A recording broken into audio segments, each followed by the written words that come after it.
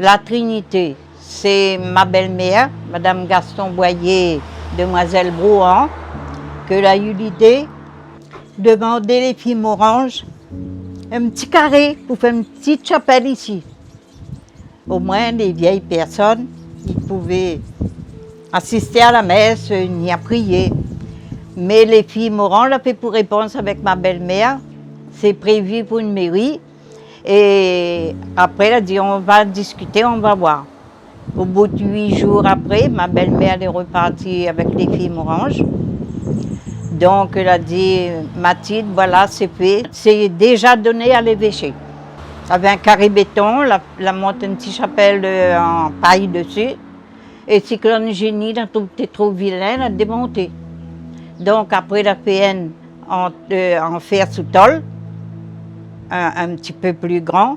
Mais après, elle a eu l'idée de, Père Grunenberger, elle a eu l'idée de construire une grande église.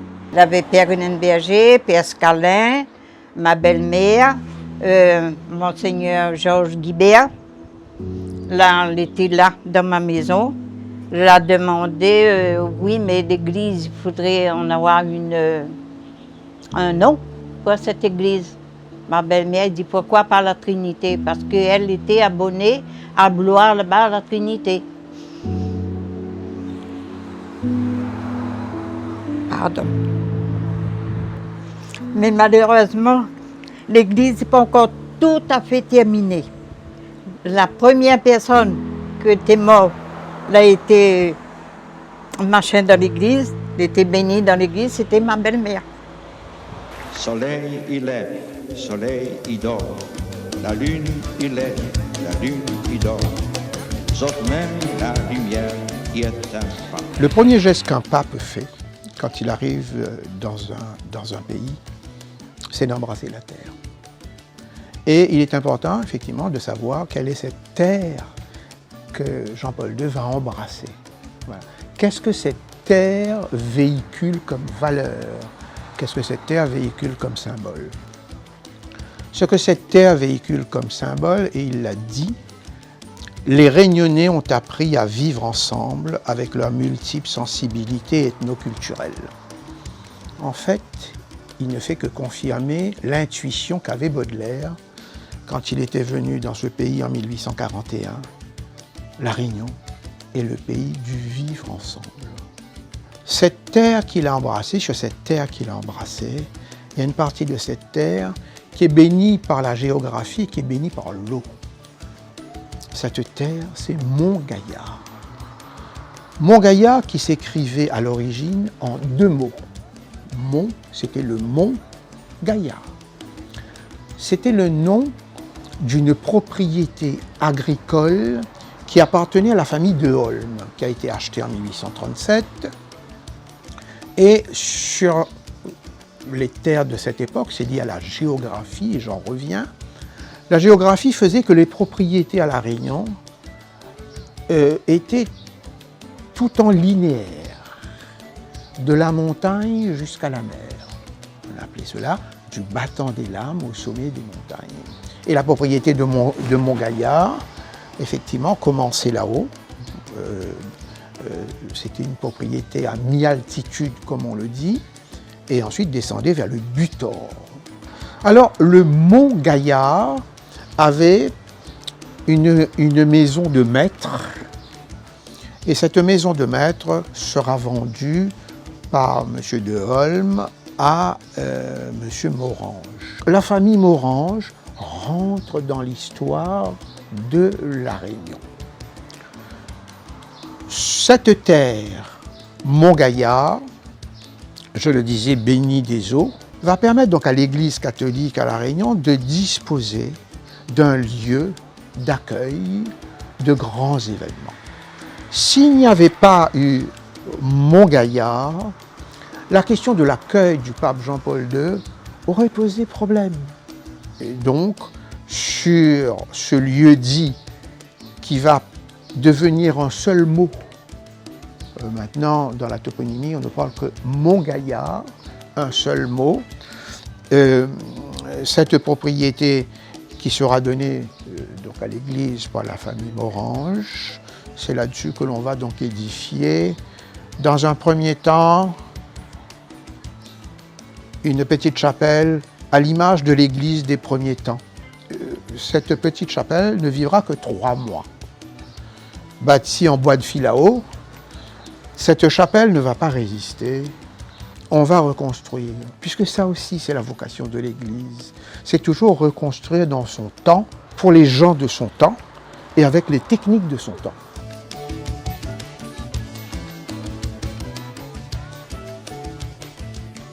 Si aujourd'hui on a une belle église, c'est vraiment grâce au père Étienne Grinenberger. Alors lui, il a formé. À cette époque, je travaillais, mais le jeudi après-midi, j'étais libre. Il prenait un petit groupe de la paroisse, les gens qui étaient libres, de venir travailler pour la construction de cette église. Déjà, le terrain était déjà gagné, mais il fallait, après le cyclone, donc il fallait continuer à monter, trouver quelque chose de solide. Les travaux ont commencé. Et ce n'était pas facile, je vous assure, parce que c'était un champ de cannes, donc il fallait détruire, enlever tous ces cannes-là. Et il n'y avait pas de route, c'était un chemin de terre. Et là, vraiment, tout le monde s'est mis à l'œuvre, on a travaillé, et aujourd'hui, nous avons une belle paroisse.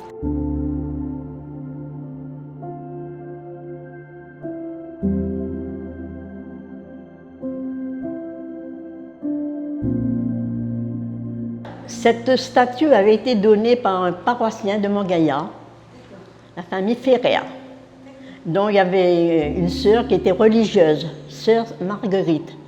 Et c'est cette famille qui a offert la première statue, parce que la première a été cassée, je crois, a été brisée. Et donc, c'est la famille Ferrer qui a offert la première statue de Notre-Dame de la Trinité.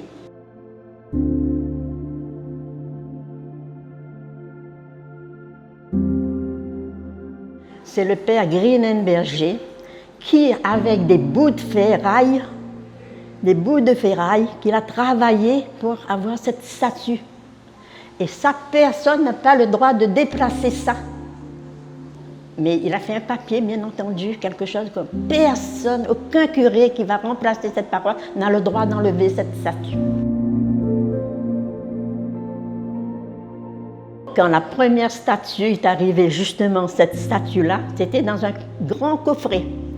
Nous, catéchistes, on était vraiment, on dit, c'est ça Notre-Dame de la Trinité, c'est ça notre... Pourquoi tout en bleu? On était étonnés de voir cette statue-là. Et c'est dès l'origine, c'est quand Notre-Dame de la Trinité de Blois, qui vraiment, je ne sais pas si elle travaillait pour ça, qui a envoyé cette statue à la Trinité. Il y avait les légionnaires de Marie, dont je faisais partie aussi. Les légionnaires se réunissaient une fois par semaine et on priait vraiment Notre-Dame de la Trinité avant de commencer la célébration, la réunion. Et on prie toujours et on a une très grande dévotion à Notre-Dame de la Trinité parce qu'elle accorde beaucoup de grâce. Ce que j'ai appris dans cette église, beaucoup de grâces que j'ai reçues pour moi, pour mes enfants et pour aussi les malades que j'ai confiés à Notre-Dame de la Trinité. Un jour, je ne sais pas comment ça s'est passé, j'ai perdu 600 francs CFA. Comment, je ne sais pas. Donc je suis partie à la Trinité. L'église était encore presque en construction, pas tout à fait finie, mais le tout était encore dans l'état qu'il était.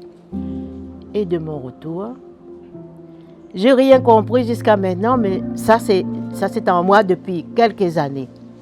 J'ai retrouvé le 600 francs en allant comme ça dans un sentier. Comment? Parce que le 600 francs l'était pas dans un sac ni dans une enveloppe, c'était comme ça, bien enroulé à terre. Et moi, de retour à l'église, je retrouve mon argent. Ça m'a touchée vraiment. Ça fait qu'à chaque fois, j'ai pensé ça, mais sans dire merci Seigneur. Tu m'as accordé une grâce que je ne savais pas. Et maintenant, aide-moi, s'il vous plaît, à continuer à vivre cette grâce et à grandir pour aussi donner mes enfants l'exemple que Dieu est grand et tout-puissant. Et puis souvent, j'ai parti à la Trinité. Dans tout ça, j'ai rentré dans un groupe de rosaires. Et comme il y avait beaucoup de gens qui ne pouvaient pas bouger, qui étaient malades dans ce coin-là, donc j'ai dit peut-être il serait mieux d'aller prier avec. Et c'est là j'ai formé le groupe La Trinité, la famille Cœur de Jésus, le mouvement marial et en même temps, avec les sœurs du Bon Pasteur, et on a continué de prier la Trinité, Saint-Joseph Ouvrier et le rosaire. Et quand c'était le moment de faire la neuvaine de la Trinité, on faisait la neuvaine de la Trinité. Mais moi-même, je vous dirai quelque chose. Quand je travaillais, je nettoyais l'hôtel qui était tout poussiéreux, qui était tout avec des gravats tout dessus. Donc j'ai demandé à Notre-Dame de la Trinité, comme je cherchais un terrain, parce que j'habitais la rue d'Après, j'étais du quartier de Saint-Jacques, on cherchait, mon mari et moi, un terrain. Il m'a emmené partout, la Bretagne, là-haut les Moniales. Attends, non, je ne veux pas, j'habite pas là. Je dis Notre-Dame de la Trinité, je ne demande pas beaucoup. Il y a cette petite maison à côté là. Il y a des gens qui habitent là. Ils sont propriétaires, donc ils ne peuvent pas donner ce terrain à n'importe qui. Donc des années après, je prends le journal, je vois à vendre terrain près de l'église Notre-Dame de la Trinité. Et mon mari travaillait, il était comptable chez Citroën à Sainte-Clotilde. À peine arrivé, je dis tiens, il n'avait même pas le temps de boire un verre d'eau, que je dis allons mon gaillard, monte à mon gaillard au plus vite, il y a quelque chose. Il me demande c'est quoi. Il y a un terrain à vendre près de l'église, allons, allons. En arrivant, la dame venait de perdre son mari et sa fille était en métropole. Et il y avait une personne, une dame avec elle qui l'accompagnait en ce moment. Et cette dame, c'était la tante de mon mari. Cadeau déjà. Alors, mais oui, mais la dame me dit non, elle a déjà donné parole à des Arabes, elle a déjà donné parole à des Chinois. Puis, non, la dame, on l'a appelée Tante Suzanne. Je dis, Tante Suzanne, elle dit non, tu ne peux pas donner ça à quelqu'un qui n'est pas de la religion. Il faut trouver quelqu'un qui est... Alors, elle a intercédé pour nous. Alors, c'est pour ça que Notre-Dame de la Trinité a accordé cette grâce que j'habite là. Mais le message que je donne à ces jeunes, de continuer l'œuvre du Père Guénenberger, de continuer la construction de cette église-là qui avait demandé, il fallait du travail pour bâtir ça, il fallait des gens pour travailler. Mais nous maintenant, nous sommes à la retraite. C'est vous les jeunes, c'est vous qui doivent continuer l'œuvre de cette paroisse. Viens, Esprit de Dieu, nous secouer et nous faire trouver l'amitié. Esprit de paix, esprit d'accueil, esprit de dialogue, esprit de Dieu, viens en nous. Fêter le 60 ans, c'est une année jubilaire. Donc c'est une année de joie, d'espérance, de grâce. Donc Notre-Dame de la Trinité, c'est Marie qui est là, au cœur de cette paroisse-là. Et voilà, je découvre cette spiritualité. Petit à petit, on avance, on comprend un peu qui est le Père, qui est le Fils et qui est l'Esprit Saint. Voilà, un seul mystère en trois personnes et les personnes sont distinctes. Et chacun a son rôle, le Père qui est créateur, le Fils qui est sauveur et l'Esprit Saint qui vivifie, qui sanctifie, qui anime l'Église de l'intérieur. Voilà ce mystère-là que les paroissiens doivent approfondir au fur et à mesure que nous avancions dans cette spiritualité de Notre-Dame de la Trinité. Et Marie est au centre aussi de ce mystère. Marie est là. Et ce jumelage-là va nous apporter beaucoup de choses. Désormais, nos deux églises sont liées. Nous pouvons échanger des expériences. Nous pouvons aussi aller là-bas en pèlerinage à Blois et échanger avec les paroissiens qui sont là-bas. Eux aussi peuvent venir aussi. Oui, nous sommes toujours appelés de vivre en communauté. Et la congrégation du Saint-Esprit s'appelle Congrégation du Saint-Esprit sous la protection du cœur immaculé de Marie. Donc nous aussi, dans la congrégation, nous avons la dévotion envers Marie. Voilà, Marie au centre de notre vie. Ce jumelage, il a une histoire ancienne en fait. On vient juste entériner le fait qu'il y a un lien depuis très longtemps entre la paroisse Notre-Dame de la Trinité et le sanctuaire Notre-Dame de la Trinité à Blois. En fait, le sanctuaire Notre-Dame de la Trinité, il a été construit au XXe siècle Et il a été construit parce qu'il y avait des gens qui étaient très fidèles à une petite prière qui s'appelle la prière des 3 Ave Maria. Et à La Réunion, il y avait beaucoup de fidèles qui priaient déjà cette prière-là. C'est une prière qui tout simplement fait mémoire de l'œuvre que Dieu a accomplie, que la Trinité a accomplie dans le cœur de Marie. Voilà. En disant tout simplement « 3 Je vous salue Marie », en l'honneur du Père qui a pleinement déployé sa puissance dans le cœur de Marie, en l'honneur du Fils qui a pleinement déployé sa sagesse dans le cœur de Marie, et en l'honneur de l'Esprit Saint qui a pleinement déployé sa miséricorde dans le cœur de Marie. C'est un peu une redécouverte d'un capucin à la fin du 19e siècle qui lui connaissait la dévotion, la priait, mais sans savoir tellement son histoire, et qui s'est aperçu qu'en fait cette dévotion était très ancrée quelquefois dans des ordres religieux, dans des règles d'ordre religieux anciens, quelquefois dans de la pratique populaire, au début du chapelet par exemple, les 3 grains qui sont là avant la méditation des dizaines. Voilà, et en fait il s'est aperçu que cette prière-là, on en avait perdu un petit peu le sens, mais elle était très ancrée et en plus elle était très accessible, même pour des gens qui n'avaient pas l'habitude de prier. 3 Je vous salue Marie, ça paraît accessible, d'abord parce que c'est adressé à Marie. Marie, elle fait toute proche de nous. Et puis ensuite, parce que 3, finalement, c'est pas tant que ça. C'est moins qu'un chapelet, et pour des gens qui n'ont pas l'habitude de prier, ça paraît assez accessible. La Vierge Marie, elle nous a été donnée par Jésus pour mère sur la croix. Et si elle nous a été donnée pour mère, c'est parce qu'elle nous aide à entrer dans la foi. Et là, elle nous aide à entrer dans ce mystère de la Trinité. Le mystère de la Trinité, c'est quand même quelque chose d'effectivement d'infiniment grand, hein, qui donne un peu le tournis, et dans lequel, quelquefois, comme chrétien, on se demande comment y entrer, ou en tous les cas, ce qu'il peut nous apporter. Et en fait, quand on contemple la manière dont Marie a vécu, et la manière dont, en fait, elle a été le reflet de l'amour de Dieu pour les hommes, dont elle a été l'instrument de la grâce, de la miséricorde de Dieu pour les hommes, et ben on voit ce que nous, on est appelés à devenir aussi. Des hôtes de la Trinité. La Trinité, elle a lui donné toute sa place dans notre cœur, et en même temps, aussi des collaborateurs de l'œuvre du salut que Jésus est venu nous apporter, que l'Esprit Saint nous donne. Voilà, tout ça, on peut en être des agents en vivant avec la Trinité. En fait, on est appelé à vivre entre nous du même amour, parce que c'est la charité qui procède du Père, du Fils, du Saint-Esprit, du même amour entre nous que les personnes trinitaires. Et ça, je pense qu'on n'en a pas conscience dans nos relations ordinaires. Et en fait, c'est infiniment grand de voir ça. L'amour qu'on est appelé à se porter les uns pour les autres, c'est le même amour que celui que les personnes de la Trinité se portent en elles. Et c'est un débordement de l'amour de Dieu qui vient jusqu'à nous pour irriguer notre cœur, pour que lui-même il déborde vers les autres. Cette fête-là, ce soit l'occasion pour eux vraiment de redécouvrir, d'approfondir cet attachement à Notre-Dame de la Trinité. C'est pas anodin, Notre-Dame de la Trinité. Parce que c'est vraiment elle qui nous fait rentrer dans les plus grands mystères de la foi. Et Marie, elle peut être une évangélisatrice pour nous. Et vous voyez, quand on parle ici, on a parlé plusieurs fois depuis que je suis arrivé de transmettre la foi, d'inviter les jeunes, etc. Marie, c'est une super bonne évangélisatrice parce qu'elle est très accessible. Elle parle au cœur des gens. Chers frères et sœurs, merci d'avoir préparé ce bel anniversaire.